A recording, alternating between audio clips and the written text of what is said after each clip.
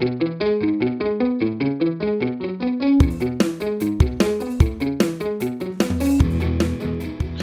to the Aussie Game Podcast, where we talk all things Australian football. Happy Easter to those who celebrate. Hope you've had a great day on this long weekend. Coming up in this episode, Zac Sapsford scores for the second time this season against Rangers.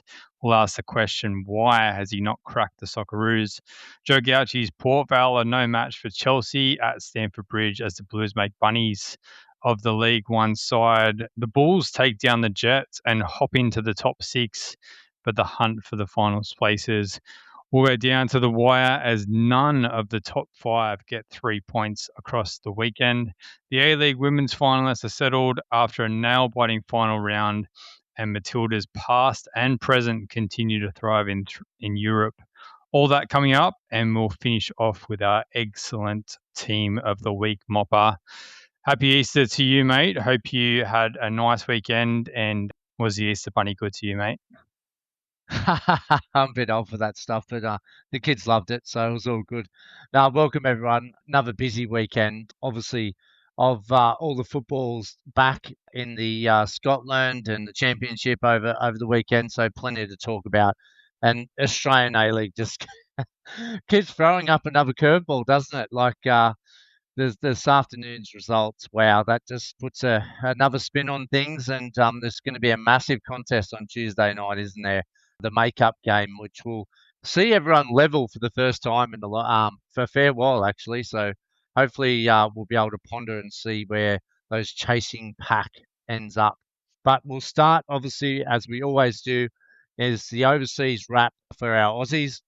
And we're obviously going to start with the FA Cup quarter-final, where the dream run ends for Port Vale.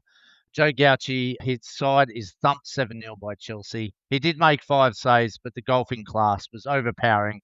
But a good experience, I believe, for Port Vale after a terrible year that they've had last in League One.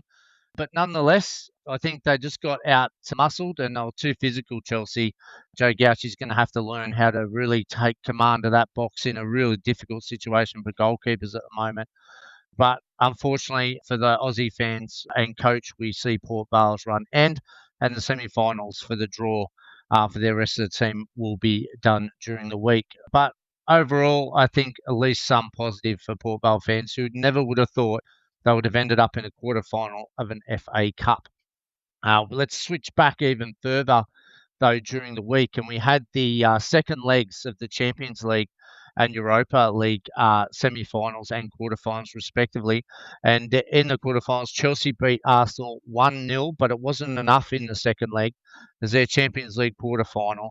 The Gunners progressed on aggregate 3-2 and will now face Lyon in the semi-finals. Carpenter and Kerr played on the night, who assisted Chelsea's goal in the 90th minute, while Caitlin Foord played 90 minutes while Steph Catley went off injured at halftime. Unfortunately, he'll be in danger of missing the FIFA series in April, so we'll get an update on that later.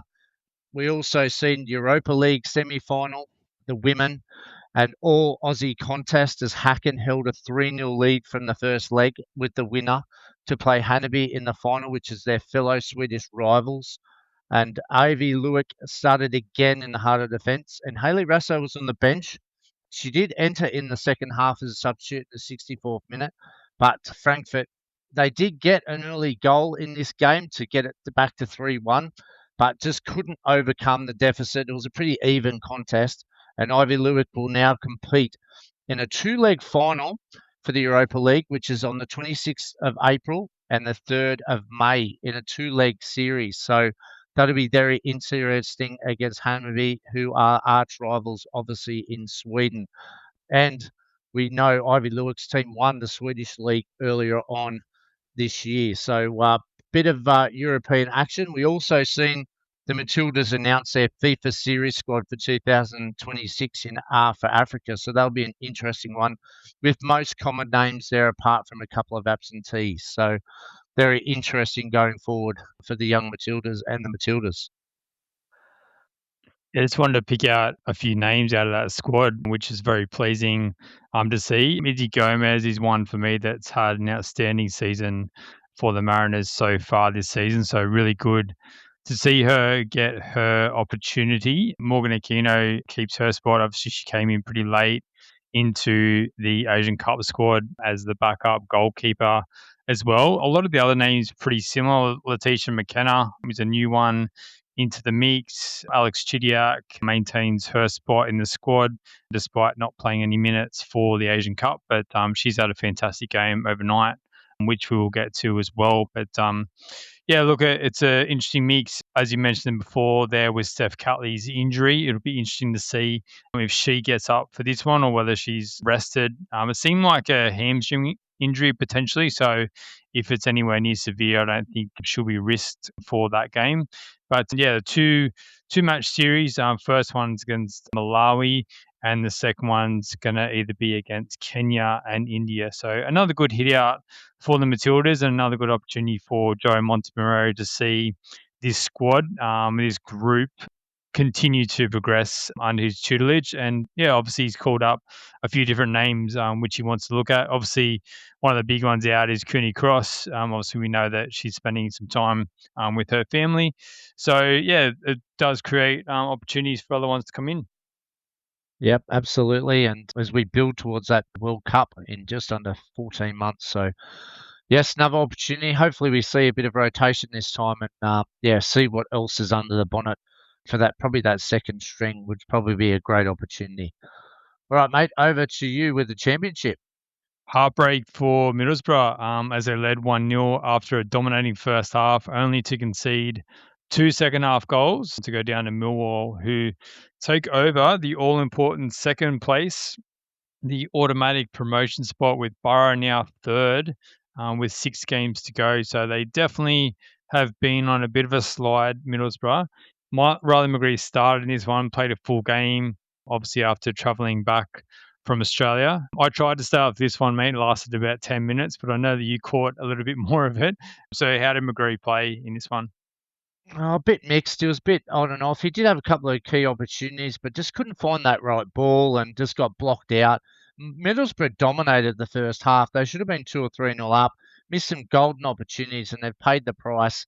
They do have 3 key absentees to their star players, so it's probably the reason why Borough is a little bit hit and miss at the moment. But yeah, look, McGree, he got himself in good areas, but just couldn't find all that right pass or that right ball at the right time. His decision making was a little bit off, which is very unlike him.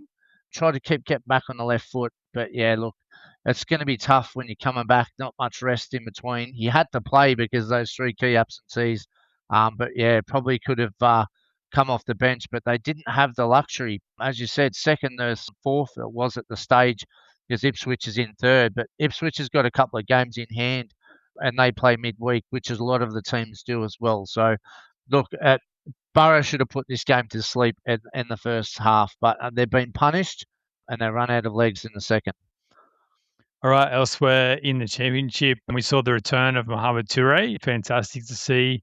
He played 27 minutes off the bench in a 1-1 draw with Portsmouth. Pompey had no Aussie representation, but it was an important point for Pompey with their rivals drawing at the bottom, and they stay above relegation by 1 point. You can tell that one's going to go right down to the wire. Speaking of teams down the bottom, important win for Blackburn, 1-0 over Birmingham, moving them 6 points clear of danger. I wouldn't say they're out of it just yet, but obviously Miller out injured for the season, but let's hope that his side can stay up in the championship. QPR beat Watford 2-1 with Daniel Bennie playing second half for QPR. For Watford, Irankunda started and played 57 minutes. Both teams are 9th and 10th respectively.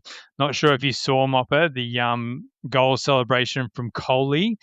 Bit cheeky, doing his Michael Jackson impersonation, mocking Irankunda. So maybe look for that matchup next season. That should be a bit spicy. Full game for the Ironman, Cam Burgess, as his side draws 3-3 away to Sheffield United. His side remains in a safe position in 16th spot. So good to see fair few of our Socceroos backing up after their spells out from Australia. Go down to League One, Wigan draw 0-0 with Leyton Orient and hold down 19th, 3 points above the relegation teams after 40 games, with Rafael Borges Rodriguez playing 78 minutes. And with 6 games left of his loan spell, yes, with Coventry all but guaranteed to be promoted to the Premier League. We're very interesting to see what happens with Rodriguez in the off-season. Elsewhere in League One, 19 minutes for Caleb Watt in Plymouth's 2-1 loss to Bolton. Plymouth had lost just once in their previous 9 league games. They were on a great run, but they'll still be in the playoff calculations. It's very tight from about 6th to about 10th in League One. So just need to go on another bit of a run, I would say, to be able to get their spot into the finals. All right, mate. Thanks for that update. We move up to Scotland now, and we know how tight this race has been all year, and the games last night went that way as well. And there's also some big ones tonight with Hearts and Celtic still to play. But we'll start with Hibs and the Aussie connection that's really coming about as Hibs thrashed Kilmarnock 3-0. Jack Iredale back in the starting lineup, played a full game, and he recently called up to his first Socceroos camp his teammate Ante Šuto. He come on in the 64th minute, and he added to his goal tally with and most importantly too, with the third crucial goal at the end that's pretty much sealed the game. And it was also assisted by none other than his fellow countryman Martin Boyle, who was a late substitute. Šuto was averaging 1.23 goals per 90 minutes since joining Hibs, and was recently out here in the Socceroos camp, but unfortunately we didn't get to see him. So we'll have to watch this space where he goes after this, if he gets that final opportunity in the World Cup squad. Motherwell, well, they were in great form before the international break, and they've hit the skids a little bit. They've crashed 3-2 at home to Falkirk, and they still cling on to fourth. It's really important to note that the fourth and final place for Europe is in the Scottish League. They used to have 5, but it's now back down to 4, obviously due to the competition and where they finish. They've dropped a spot, so only 4 spots for Europe this year, but are now under pressure from Hibs, as we just mentioned, winning last night. Our Aussie, let's go to Oscar Priestman. He came on in the second half in the 73rd minute, but the game was gone at 3-1, and Johnny Katumbas has signed a 2-year contract extension, support to note, for Motherwell. So it's a good signing for Motherwell, and that's a good, I think Johnny Katumbas, he's had a really good year this year as well. Over the other side, where league chasing Rangers played Dundee United, and they dispatched Dundee United 4-2. But a good note for the Aussie, Zac Sapsford is back on the score sheet after coming on the 64th minute. It only took him 8 minutes to get onto the goals and put one in the back of the net. Our other Aussie, Ashley Maynard Brewer, had continued to start in goals for Dundee, but no match for the title challenger. But I did put a note in here, if Sapsford's last goal before this was against Celtic and his second against Rangers, but still hasn't been looked at for the Socceroos. Can you respond to Chief why, if we're scoring big moments, big goals against big clubs, and Sapsford made that move last year from Western Sydney, why haven't we looked at Zac Sapsford as an option? I cannot answer that question, mate, because I'm absolutely baffled as to why he hasn't been looked at. He started the season absolutely on fire in Scotland, certainly hasn't kept up that form, if we're being completely honest about it. But yeah, came out of the blocks. He scored, as you said, against Rangers twice, against Celtic twice. We know even from his time in the A-League how many times he popped up in Sydney derbies and scored goals. He's a big game player and he scores big game goals, and I just don't understand why he hasn't been looked at. When we look back at the windows towards the end of last year, he did pick up an injury just before one of those windows, might have been October or November, which would obviously have ruled him out. But other than that, I just don't see why some others have been picked in front of him and they've been given a chance, because all I can think of is the profile of striker, because Sapsford's more your kind of running behind striker than your back to goal striker. And are we picking more of those types when you look at the likes of Juric or D'Agostino? Yeah, but I think we've got to have options as well. You even throw Mitch Duke into that mix. He's kind of more of that back to goal striker rather than playing against a higher line and someone who's going to run in behind. So unless it's something tactically where Tony Popovic just isn't looking at that type of striker, I just don't know why he hasn't at least been brought into the squad to have a look at when you consider all the other options that Popovic has looked at. So do you have any answers? Because I certainly don't. Very surprised he hasn't been looked at, considering that we've cast a net over 60 plus players. It just bewilders me why we haven't looked at that option. There's been certainly plenty of opportunities, hasn't there, to actually just even get him in the camp. But we'll have to watch this space, and hopefully we can see him before the Asia Cup, and he can get a run with the Socceroos and test himself with the Socceroos and at a higher level again. But I think first year for Scotland, I think Tech. You've seen a couple of other boys with were at Aberdeen. They didn't have a good year and have had to loan themselves out, or are looking on the outskirts. So I think Sapsford's really had a good first 12 months. So even though he hasn't made the Socceroos, he's still, to me, progressed well in the Scottish Premier League, and I think it'll do him really well for next year. So watch out for Sapsford as he finishes off this year and obviously comes back strong even better next year. He's going to have some competition next year, isn't he, with Lockie Rose coming across to Dundee United. So his Aussie teammate going to go head to head for one of those striking positions for sure. So he's I think eligible to play for Israel as well. So one of those things again where he's going to have options if he's not looked at for the Socceroos. So it's going to be very interesting and watch this space and see. I'd say it's highly unlikely he's going to get picked for the World Cup, but potentially windows later in the year, I think he needs to be looked at for sure. Yeah, definitely good points, mate. Let's scope Europe and see how our Aussies are doing in the European leagues. Let's go to Italy, mate. Full game for Alessandro Circati for Parma. They took the lead against Lazio. They're up 1-0. Would have been a big scalp to take, but the game ended in a 1-1 draw. They stayed 12th. In a sound position after picking up a key point away. Rough day for Winona Heatley. She scored an unfortunate own goal and was substituted at halftime as her Roma beat Como 4-3. On the other side of the pitch, Alex Chidiac scored a very nice goal. She also provided an assist, and she played a big part in the goal that Winona Heatley scored, the own goal. Definitely one of the best for Como in that loss. So as I mentioned before, she's been called into that Matilda's squad again, and she would be very hopeful of some game time this time around. Elsewhere, Just Nash and Jacinta Galabadaracci both got decent second half minutes off the bench, but their Sassuolo lost 3-0 to Milan. Pretty sure only one team gets relegated from the Serie A women's competition. So Sassuolo, while they haven't had the best season, I think they'll be okay in terms of survival.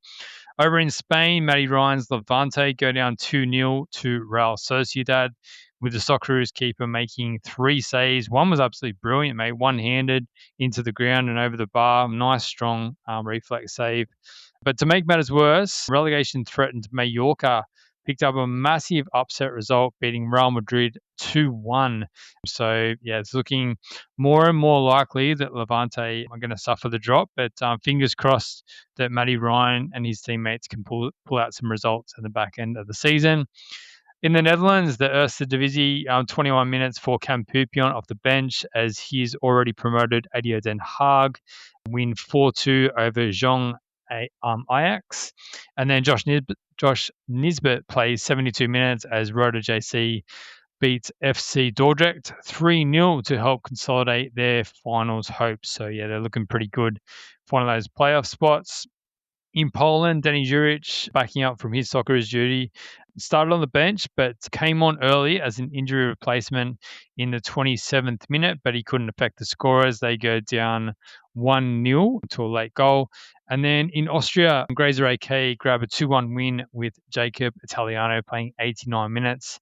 Their team are second in the relegation table, 1 point behind first place, with the first place in that group and getting a Europa Conference League playoff spot. They actually play them, the team, I think pronounced that Riad, they play them in back-to-back weeks in the next 2 to 3 weeks. So that's definitely going to play a big part in who takes that first spot and gets that Europa Conference League's playoff spot in that table.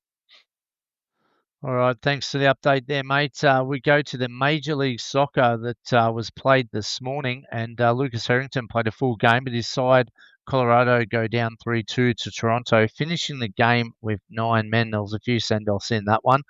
Over to Nashville, they go down to Chicago 1-0 away. Patrick Gazbek, he started on the bench in this one, but he come on in the 61st minute. New York City, they had a draw with St. Louis, 1-1 with Aidan O'Neill and Kai Chuan both starting. Aidan O'Neill was a late substitute to come off. They did start, but they conceded, and they scored the first goal, but they conceded in the last minute of the game. They were 1-0 up all that way, but conceded in the 95th minute. So very unlucky for New York City. Charlotte, though, they edged Philly 2-1. Our boy Archie Goodwin was a late sub in the game, only seen a couple of minutes. But good news for Alex Bonateg. He played 90 minutes in Portland's 3-2 loss to Vancouver. I know that was a loss, but good to see Alex Bonateg getting a full game for Portland. What a round of A-League football we had. We had games all over the place and another shock result, or maybe it's not a shock result, as it's crucial games just go clinching away from some of these teams. We've seen the league title have ups and downs. We've seen teams that thought we secure possible Asian Champions League playoff spot fall apart. And then the playoff spots, we thought, well, it's a bit of a stretch, but here come the chasing pack, my friend. Watch out. What an A-League weekend we just had. Yeah, as I said in the intro, none of the top 5 got maximum points over the weekend. So Wow. while a lot of them are pretty safe in their spots, it certainly condensed the table right up. And as you said, that chasing pack is coming with 3 rounds to go. And obviously the Melbourne City Mariners game that's going to be happening midweek. But let's start with our first game of the round. It was the MacArthur Bulls versus Newcastle Jets. We remember that game on, what was it, Christmas Eve? No, New Year's Eve? Yeah. Boxing Day? Sometime 6-5. around there. Sometime around there. Yeah, 5-4, Yeah. I think it ended up. 5-4, sorry. Yeah, that was an absolute cracking game. So this one didn't quite live up to that billing, but it was certainly an intriguing game. I'd say the highlight of this one was Mitch Duke. He got 2 goals and an assist. And Mopper, I'm going to build my little case here for him to get a spot for the Socceroos in the World Cup, because I think that when you look at some of the players that we've called up recently, if Mitch Duke can provide this type of form, and he is the type of player that's going to come on off the bench in the last 15 minutes of games, either to chase a game and cause all kind of havoc with his press and when he's throwing his body about and his aerial ability, or if we're trying to save a game and we're bringing, say, Mo Touré off, and he's going to be the one that, again, putting himself about, putting pressure on the defenders, winning free kicks. I think he's got to be one of our best options if he's in this kind of form compared to some of the other strikers that have been called up recently. So I feel like you're going to tell me otherwise, but you go and you have your say, mate. No, look, I honestly think he is, what you said, a good option for that 15, 20-minute role. Well, no one else has really put up their hand, have they? Like, you could probably say the emergings, Max Caputo. I would have thought Archie Goodwin would have been a good shot, but he just hasn't played enough football for Charlotte in the last 12 months and hasn't been called up to the 23s or the senior side. I would have really loved to see Archie Goodwin have a good crack, but I can't put any weight behind his argument because, last year he had one of the top goal scorers, but unfortunately just not enough football in the last 12 months. So where's it leave us? Because realistically, apart from playing false nines or, Riley McGree or Lupile higher up the pitch, there's no one's put their hand up. It's been a problem. You would have seen with Touré getting injured. We tried a few different things and it didn't work until we actually got some of the blue chip players together. So yeah, no, look, he's a good shot and he definitely offers that quality that you said. I don't disagree with that. But yeah, just unfortunately no one's really put that challenge to Popovic high enough to say get me, or that I'm a bit disappointed that Caputo and Archie Goodwin wasn't pressed a little bit more, looked at a little bit deeper, because I thought we could have potentially have one for the future there. But Mitch Duke's done it before. He's an experienced player. and a sentiment, agreement and argument there that he probably should be on the trip because there's really no other option apart from Touré leading this front line.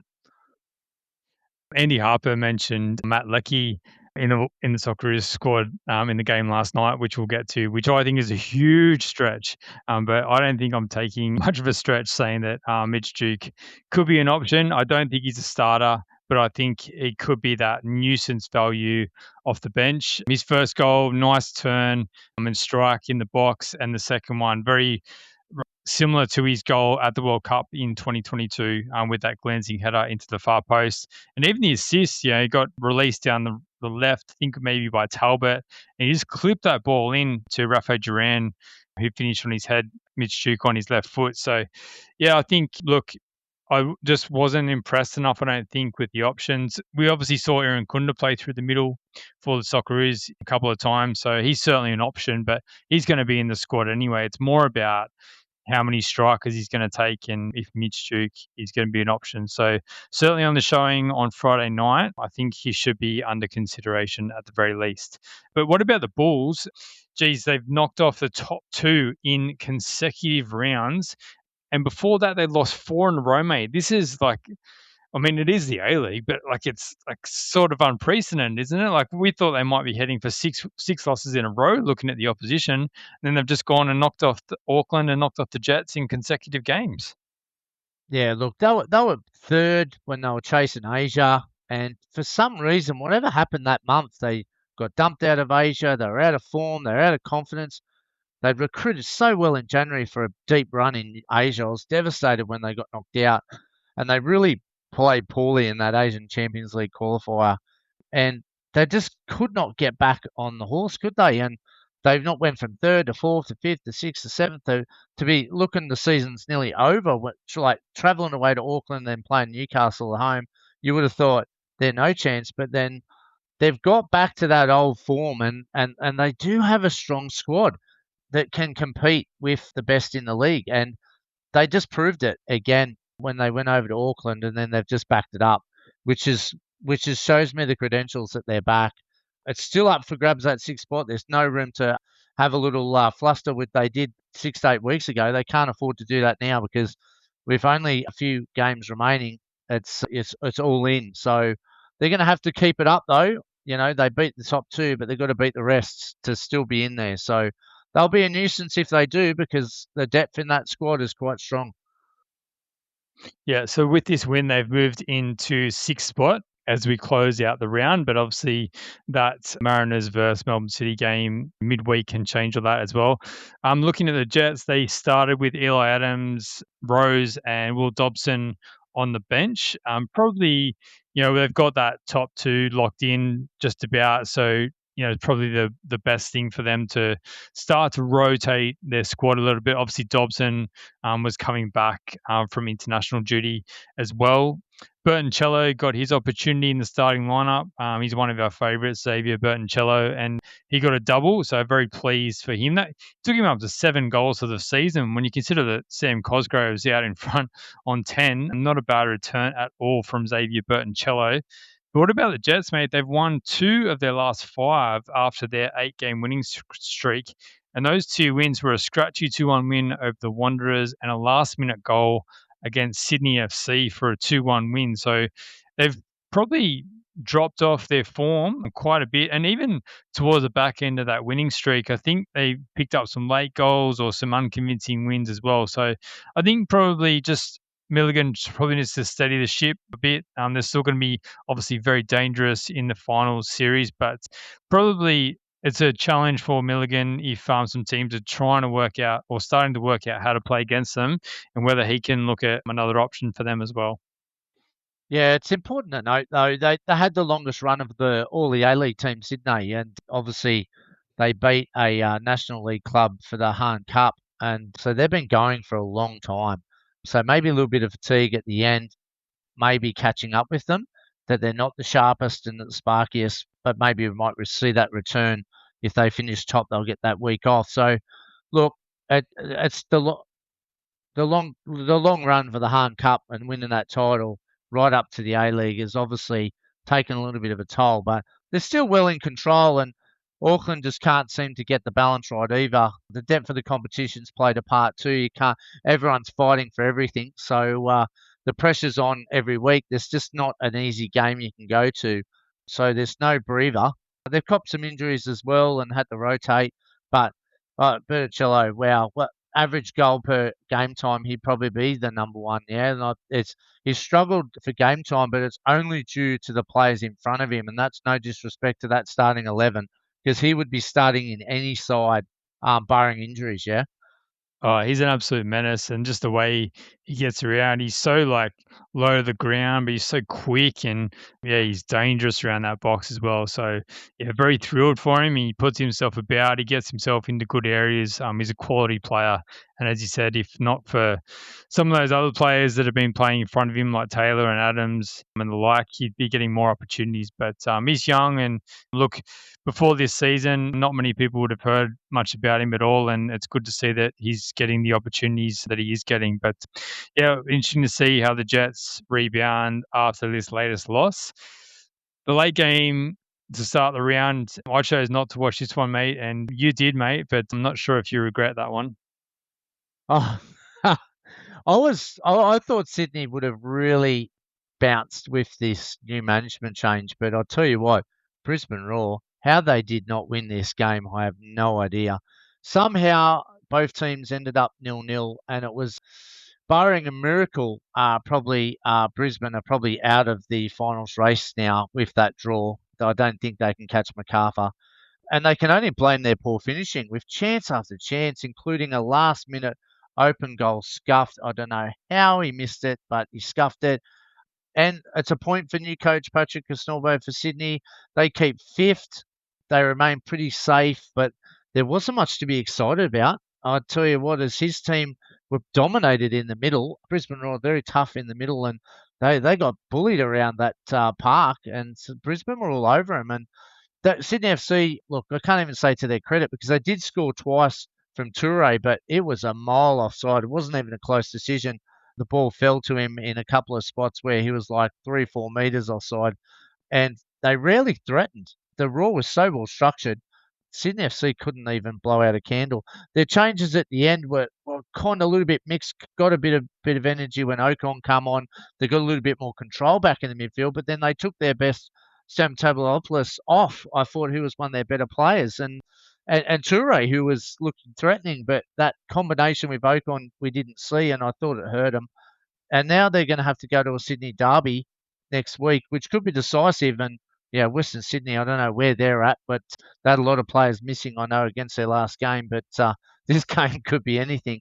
But it could be a decisive game in that fifth position because they're not looking good, Sydney FC at all. But and Casnorbo was loud and barking the orders, but there wasn't much response or good football out there. Let me tell you.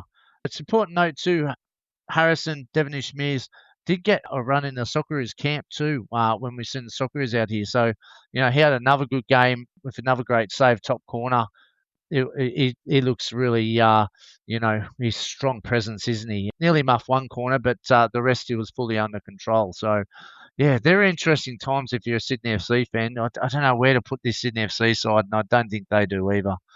It's so odd, isn't it? The highlights that I saw, Brisbane Roar definitely dominated. They had the much better chances, and yeah, if they were able to convert a few of them, looked like they probably could have won by 3 or 4, which is not great signs for Patrick Isnombo. I know he's not too long into the job, and he's probably going to take some time to make his mark. But Sydney FC not looking good, are they? And they're sitting fifth, and with some of the results over the weekend, I'll tell you what, they'll be looking over their shoulder.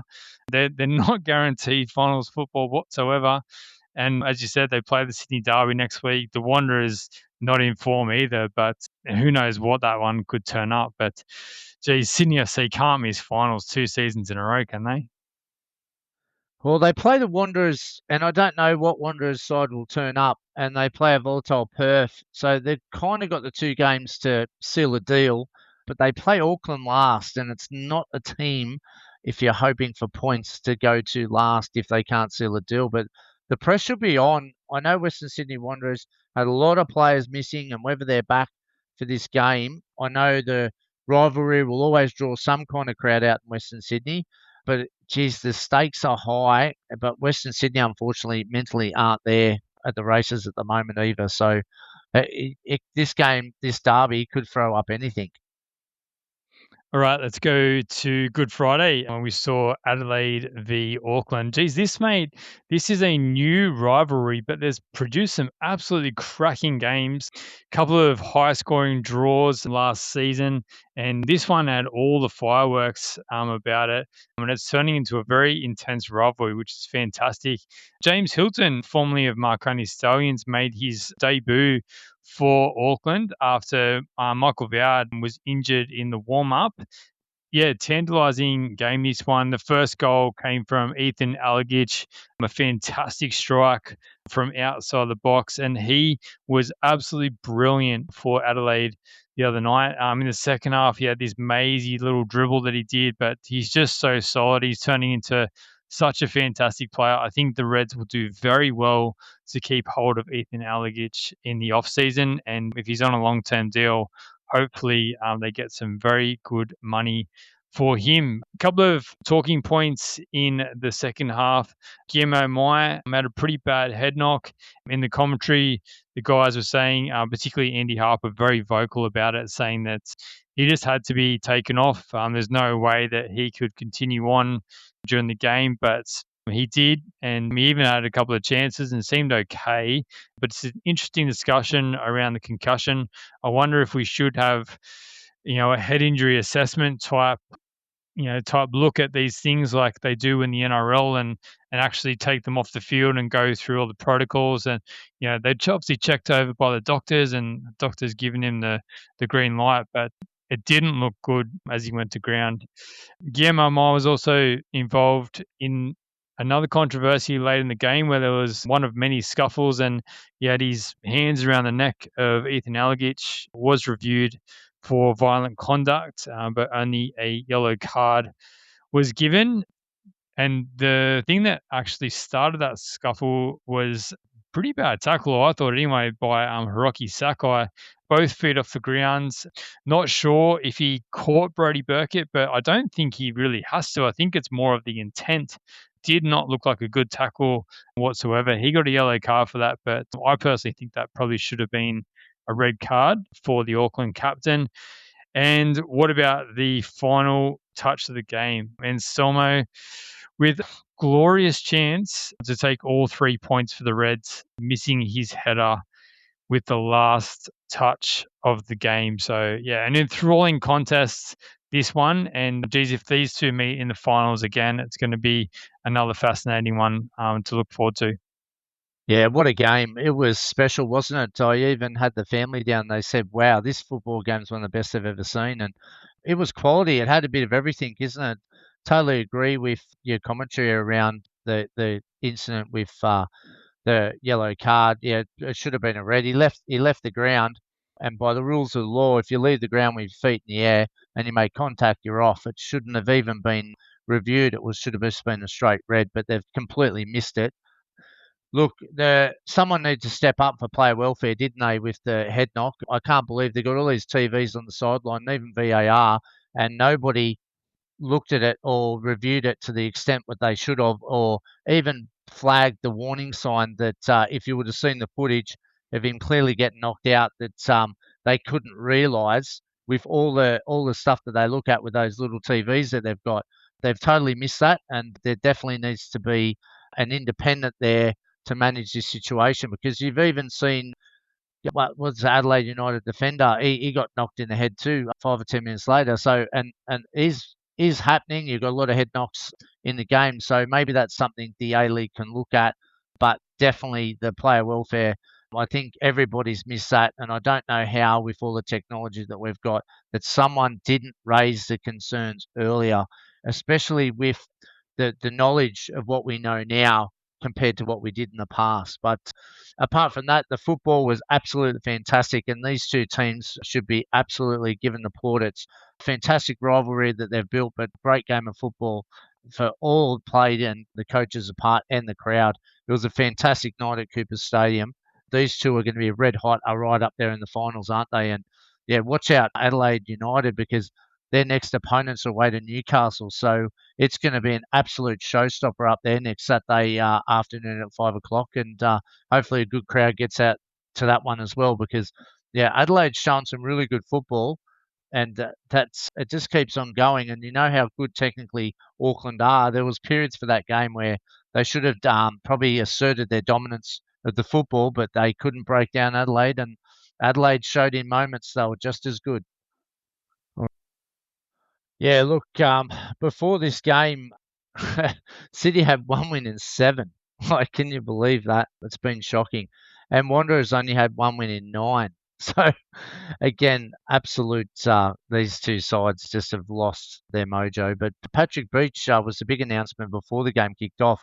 He was out injured, and James Neuenhausen made his A-League debut. So, congratulations, James. Gary Van Egmont says that Ryan Fraser, Kostya Bavarusas, Abusaki, Brandon Borello, and Jacob Farrell all missed this game through injury, and obviously through the post, he said all are chances to return for the Sydney Derby. However, bar Farrell, who looks like he might be done for the season, so that's not good news after his loan spell from Portsmouth, that he's gone out here and unfortunately now he's injured for the rest of the season. But Gary Van Egmont questioned the attitudes. Then all these players are missing, and then they announce a new coach.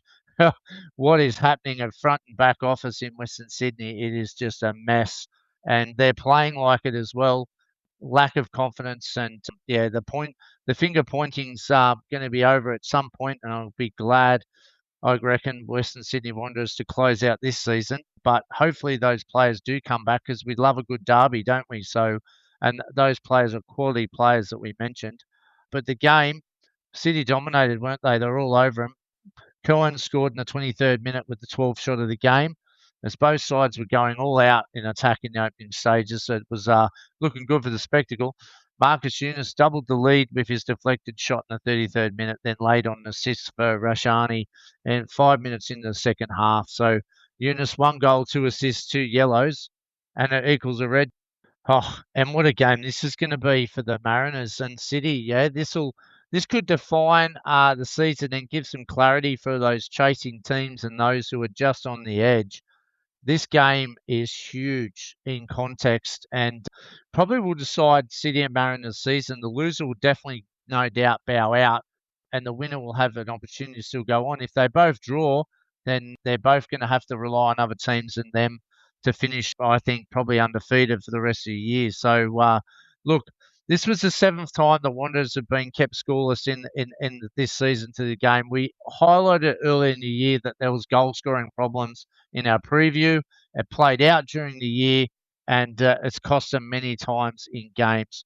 Before the game, City had the equal least goals with Brisbane as well, while the Wanderers were 3rd worst for goals scored. So these teams cannot score goals, but the winners on the night were City. So we now turn our attention to Tuesday night, and this is massive in the context of these two clubs if they want to continue to fight out the season.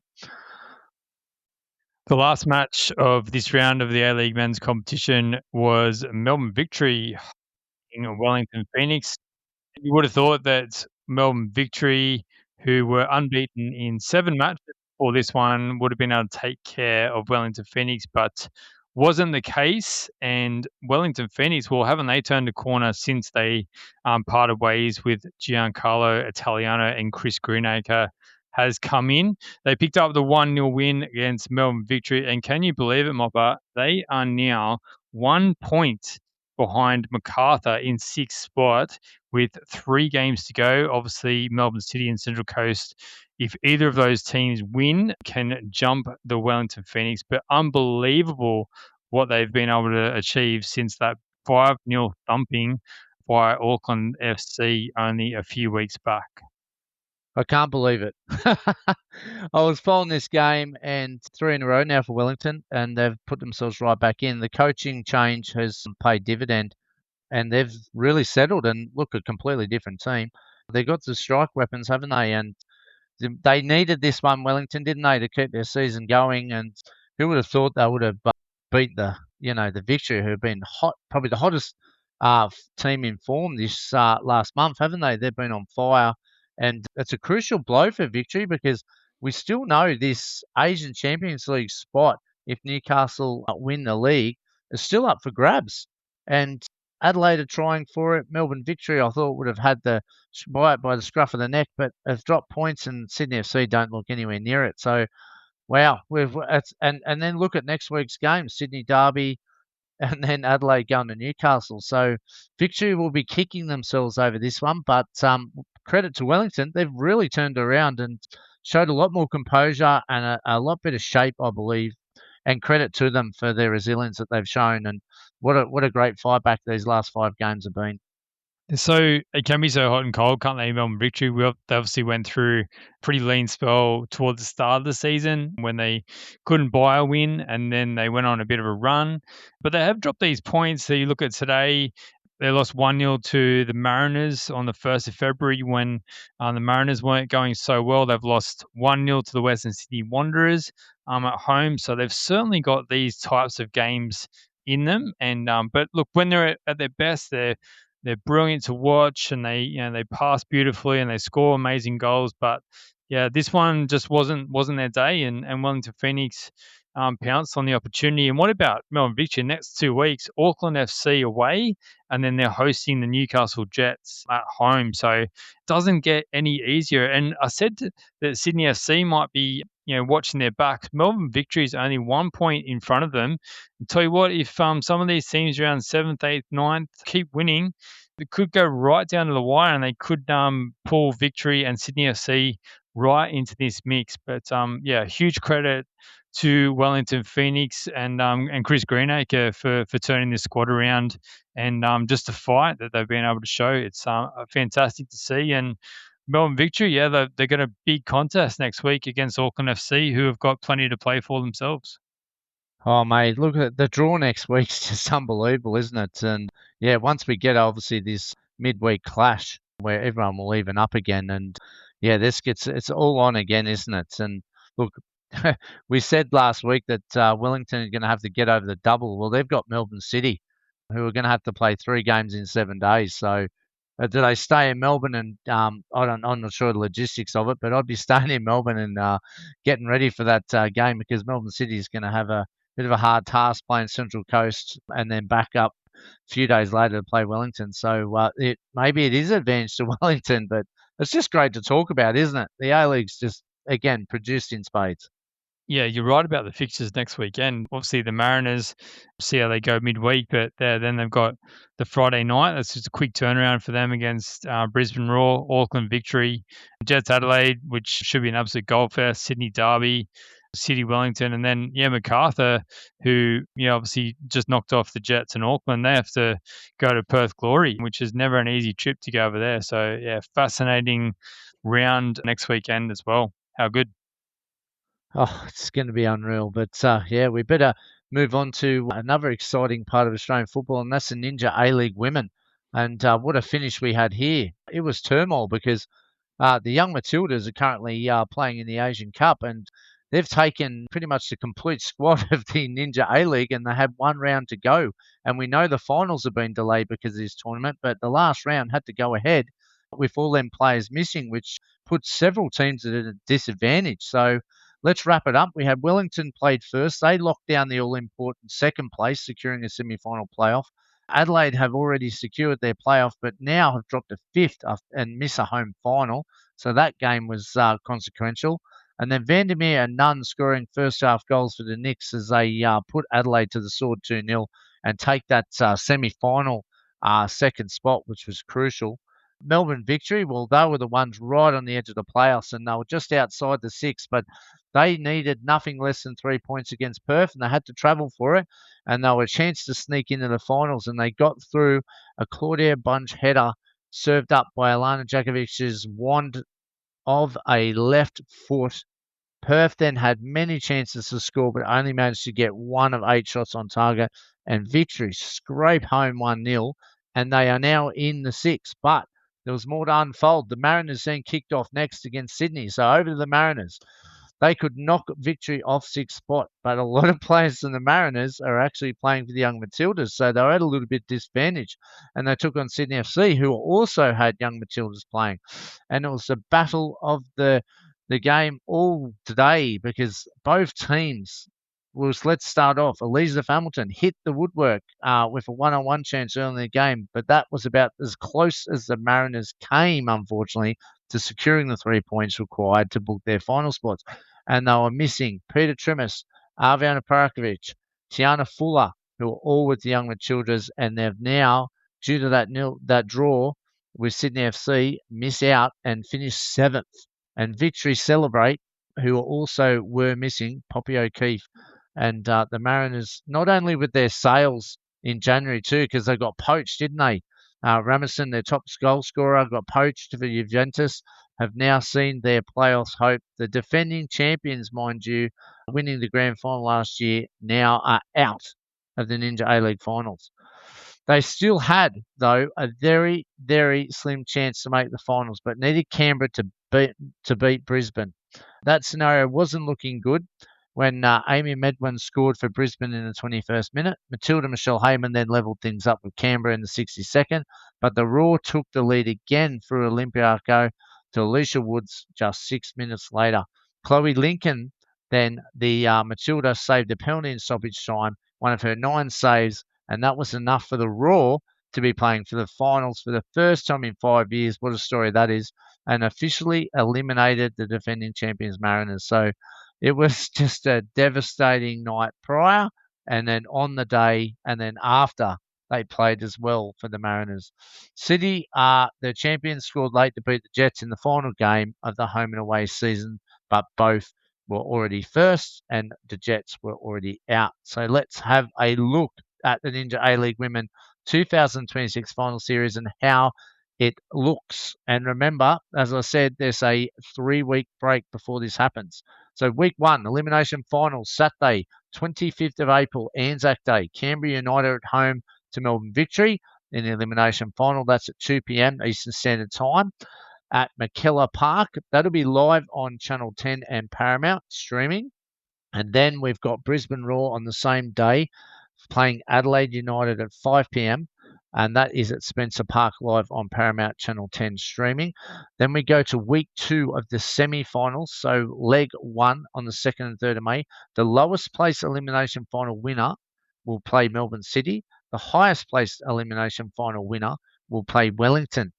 Then we go on to week 3. Semi-finals will be leg 2 on the 9th and 10th of May. Melbourne City, there's the lowest place elimination final winner. And then Wellington Phoenix, the highest place elimination final winner. So then we move on to the final game, which will be week 4, grand final, 16th and 17th of May. Highest ranked semi-final winner, there's the lowest ranked semi-final winner to have the 2. And then obviously we'll have the Ninja A-League Crown champions, whoever comes out of that one, in a very even 6 teams. So I think all teams have got a pretty equal opportunity once the players get back as well. Yeah, thanks for that, Rob, mate. Yeah, certainly plenty of action happening across the A-League women's competition. Fascinating final round. I did hear someone on X, I think it was Kieran Yaup, say that he thought the final round of the season should be all played at the same time, similar to what they do in the Premier League and lots of leagues in Europe. And I think that's not a bad idea, actually, just to create that drama. And certainly if that had been happening while a few of these games were playing, it would have been very exciting to watch all in one condensed block. So great idea, Kieran, and hopefully the A-League's competition take that on board in the following season. I think that would be very, very cool. But yeah, we look forward to the A-League Women's Final Series kicking off in late April, obviously once the Asian Cup is done and the international break for the women's as well. But yeah, all exciting to look forward to in a couple of weeks' time. Let's go to the Young Matildas, mate. They got off to a great start with a 5-0 win in the Asian Cup campaign over Chinese Taipei. Pair of doubles. The first one from Sydney FC's Sky Halmarick and the Mariners' Peter Trimis also scored a double, with Tiana Fuller also getting on the score sheet. So the Young Tillies are currently playing India. The score at the moment is 4-0. been trying to watch it as we've been recording. I can tell you that Sky Halmaric has scored a hat-trick on the first 3 goals. I actually missed the fourth, so I can't update you on that one, but absolutely flying against India. We thought that these games against Chinese Taipei and India would be reasonably straightforward for the young Matildas, but of course they've got Japan in their final group game. So yeah, about 29 minutes to go in this one. They should definitely have enough to get across the line against India, and then big match against Japan in the final group game. But they should definitely be through to the next round in any case. Daniela Butrus got the fourth, mate. Oh, she's a fantastic player. Yeah, good on you, Daniel Buttress. That's amazing. I just want to also mention that starting next weekend, we are seeing the emerging championships. First one is the Emerging Matildas Championship starting next weekend, followed by the Emerging Socceroos Championships, which starts the following weekend. Mopper actually bumped into an old teammate of mine this morning when I was getting my coffee, and he was the one that reminded me of it because his daughter is actually going down there to play in the Emerging Matildas Championships for the New South Wales country team, I think it is. So, yeah, it was very exciting to see one of our local products going down and representing. So that's very cool. And we've seen so many of the championships from last season, particularly the Matildas players, that once they get exposed at these championships, that we see them go on and play in some of the national teams, which is really cool. And obviously that's the design of the program, and that's what we want to see.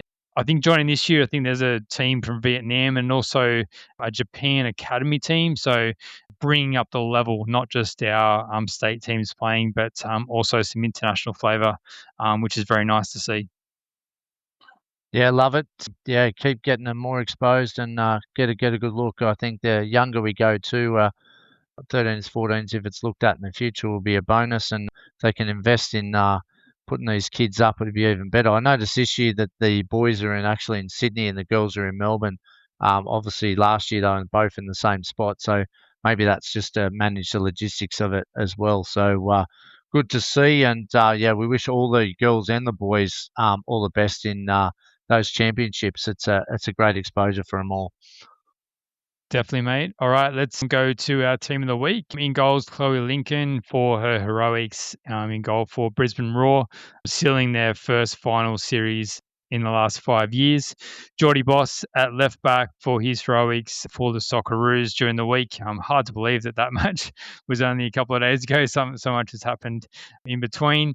Aivi Luik in the middle there alongside Tori Tumeth and Carly Ross Backen for Melbourne City, who provided a couple of assists in their win over the Jets. Alex Chidiac in the middle there for her performance for Como. Ethan Alagich alongside goal-scoring doubler Xavier Bertoncello. And then up top, Nestory Irankunda. What a performance that was for the Socceroos the other night. Mitch Duke for his double, and big game player Zac Sapsford also gets a nod up front. And who is your super sub, Mopper? Well, I'm breaking all the rules as I normally do, and my super sub, I've got two. I've got Kieran for his comment tonight, because you're right, 100%. The A-League and Women's Ninja League should be, last game of the season should be played at the same time. It should not even be discussed. It should just be in, and it should be a rule. I don't know why we haven't gone to that system. So well done, Kieran. You've made my bench. And obviously, Kikianis, I just can't get past how good of a young defender this bloke is. He was under all sorts of pressure against Auckland. He's just such a great leader for such a young player. I just really admired his defensive duties and his leadership there for such a young age. We know what a prestigious talent he is, but geez, I was so impressed with him again on Friday night. He's just a joy to watch. So he makes my bench as well for the team of the week. Awesome, mate. Love when you break the rules. Love when you go out on a limb. Very good. And I don't think we've ever had a non-player in our team of the week. So, yeah, you're breaking new ground, mate. Well done. Mate, we've got Hearts and Celtic obviously vying the Scottish Premier League tonight, and we've got a few games in the Dutch League. It'll be do or die for a couple of the young Aussies, for Heracles and Max Ballard for Breda. So we'll be hoping they get up overnight, and a couple more games to go in America as well. So we wish all the Aussies all the best, and we look forward to reporting on them midweek. Absolutely, mate. Yeah, we'll be back midweek. Obviously, we mentioned it a couple of times, but Mariners hosting Melbourne City will be a massive clash in the race for the A-League Men's Championship, Premiership and Finals race as well. So, yeah, lots to look forward to. We'll be back midweek to record, but in the meantime, enjoy your football. All the best.